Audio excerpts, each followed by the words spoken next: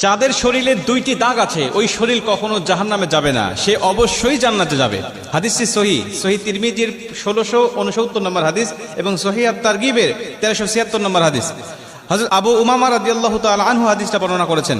রাসূল সাল্লাল্লাহু আলাইহি ওয়াসাল্লাম বলেন, যাদের শরীরে দুইটা দাগ আছে এবং যাদের শরীর থেকে 2 ফোঁটা তরল পদার্থ নির্গত হয় ওই শরীর কখনো জাহান্নামে যাবে না, সে অবশ্যই জান্নাতে যাবে এবং আল্লাহ পাকের কাছে এই শরীরটা সবচেয়ে প্রিয় শরীর। রাসূল সাল্লাল্লাহু আলাইহি ওয়াসাল্লাম বলেন, 1 নম্বর দাগ হলো যে ব্যক্তি জিহাদের ময়দানে আল্লাহকে খুশি করার জন্য, আল্লাহর দ্বীন কায়েম করার জন্য অথবা আল্লাহর সন্তুষ্টির জন্য যে ব্যক্তি বাতিলের মোকাবেলা করতে গিয়ে শত্রু পক্ষের আঘাতে তার শরীরে ছোট্ট একটা দাগও যদি বসে যায়, এই দাগটা কিয়ামতের ময়দানে সুপারিশ করে বা এই দাগটা থাকার কারণে কিয়ামতের ময়দানে আল্লাহ পাক তাকে জান্নাতে দিয়ে দিবে। নবীজি সাল্লাল্লাহু আলাইহি ওয়াসাল্লাম বলেন, 2 নম্বরে ফরজ ইবাদত সমূহের কোন একটি দাগ যদি তার শরীরে দেখা যায়, যেমন নামাজ পড়তে পড়তে সেজদা দিতে দিতে কপালে